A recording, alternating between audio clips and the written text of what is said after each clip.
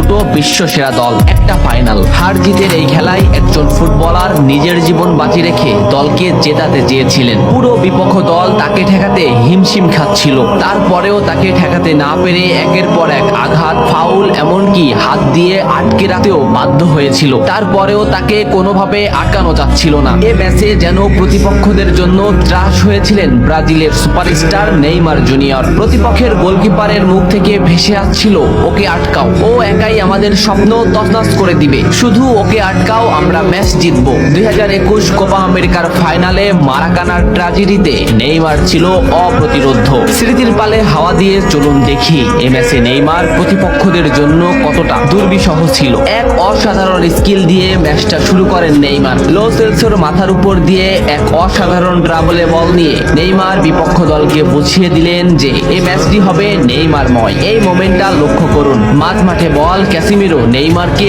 বল দিল। এই মোমেন্টে পিছন থেকে দি বল, সামনে থেকে আর্জেন্টিনার আরেকটি খেলোয়াড় সরাসরি নেইমারের পায়ে ট্যাকেল করলো। এভাবেই চলতে থাকে ম্যাচ। ম্যাচের 12 মিনিটে নেইমারের উপর যে আক্রমণ চলছে তার কিছুটা প্রমাণ মেলে। প্রতিপক্ষের খেলোয়াড়রা নেইমারের প্যান্টই ছিঁড়ে ফেলে, নেইমার সেটা রেফারিকে দেখায়। ম্যাচের 15 মিনিটে আবারও নেইমার বল নিয়ে সামনে আগাচ্ছে, কিন্তু আর্জেন্টিনার একটি খেলোয়াড় তাকে সরাসরি পায়ে ট্যাকেল করে, মাটিতে গড়িয়ে পড়েন তিনি। এত কিছু করেও নেইমারকে তারা আটকাতে পারছিল না। ম্যাচের এই মোমেন্টটা লক্ষ্য করুন, লেফট সাইড থেকে বল টেনে নিচ্ছে নেইমার। এই মোমেন্টে নেইমারকে ঘিরে আসছে প্রতিপক্ষের 4টি খেলোয়াড়। 2টি খেলোয়াড় সরাসরি নেইমারকে পায়ে ট্যাকেল দিলেন, মাটিতে পড়ে গেল নেইমার, কিন্তু নেইমার ঠিকই পাকুয়েতাকে বল দিয়ে দিলেন। ডি বক্সের সামনে নেইমারের পায়ে বল, বলে না হিট করে সরাসরি নেইমারের পায়ে হিট করে ডিপল নেইমারকে ফেলে দিল। ডিপলকে এক সাংবাদিক প্রশ্ন করেছিল, কোন ফুটবলারকে আটকাতে তোমার সবথেকে বেশি কষ্ট হয়েছে? ডিপল নিঃশ্বাস নেওয়ার আগেই বললেন নেইমার। কোপা আমেরিকার ফাইনালে নেইমার ছিল অপ্রতিরোধ্য,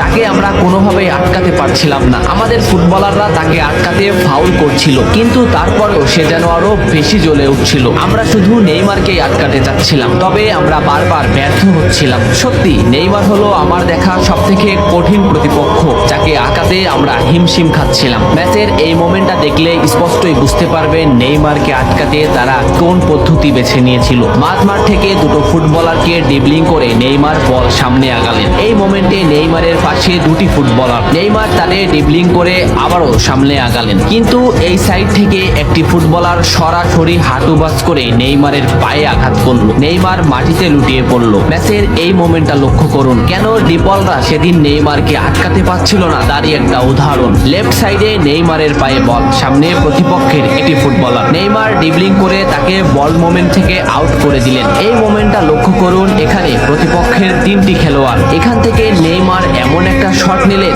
যে রিচার্লিসনের কাছে এমন ভাবে বলটি পৌঁছালো, সে শট করলেই বল গোল হয়ে যাবে। রিচার্লিসন শট নিলেন, কিন্তু মার্টিনেস সে বলটি ঠেকিয়ে দিল। এ ম্যাচে আর্জেন্টিনার গোলকিপার মার্টিনেসও করেছিলেন দুরন্ত পারফরমেন্স, অসাধারণ কিছু সেভ দিয়েছিলেন, যে কারণে ম্যাচের ফলাফল বদলে গিয়েছিল। মার্টিনেসকে একবার জিজ্ঞাসা করা হয়েছিল, কে তোমাদের বিপক্ষে সেরা খেলেছে?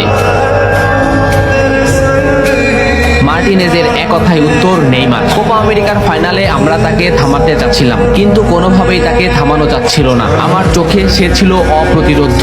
আমি বারবার আমাদের সতীর্থদের বলছিলাম, তোমরা নেইমারকে থামাও, ওকে থামাতে না পারলে ও আমাদের স্বপ্ন ভেঙে দিবে। আমাদের সতীর্থরা বারবার ব্যর্থ হচ্ছিল। ম্যাচের 65 মিনিটে নেইমার মাঝমাঠ দিয়ে বল টেনে নিচ্ছিলেন। ডিপল তাকে আটকাতে না পেরে প্রথমে তাকে ঘাড়ে আঘাত করলেন, এরপরও না পেরে সরাসরি পায়ে ট্যাকেল করলেন। এই ক্লিপটা লক্ষ্য করুন, এই ম্যাচে নেইমার কতটা অপ্রতিরোধ্য ছিল সেটা বুঝতে পারবেন। মাঝ মাঠে নেইমারের পায়ে বল, নেইমারকে আটকাতে আছে আর্জেন্টিনার একটি খেলোয়াড়। এই মোমেন্টে নেইমারের সামনে আর্জেন্টিনার 4টি খেলোয়াড়। নেইমার এখান থেকে এমন একটা পাস দিবেন যেখানে এই 4টি খেলোয়াড় ফুটবল মোমেন্ট থেকে বের হয়ে যাবে, এবং নেইমারের সতীর্থ এমন স্থানে বল পাবেন যেখান থেকে গোলে শট করলে গোল হওয়ার সম্ভাবনাই বেশি। দেখুন নেইমার শট নিল, পাকুয়েতা এমন মোমেন্টে বল পেল যেখান থেকে শট করলে গোল হওয়ার সম্ভাবনা না 100%, কিন্তু পাকুয়েতা শট নিতে পারেনি। এই মোমেন্টটা দেখুন, 1-1-এ নেইমার ভার্সেস ডিপল। সুন্দর একটা ড্রিবলিং এ নেইমারকে আটকাতে ব্যর্থ ডিপল, কিন্তু শেষ মুহূর্তে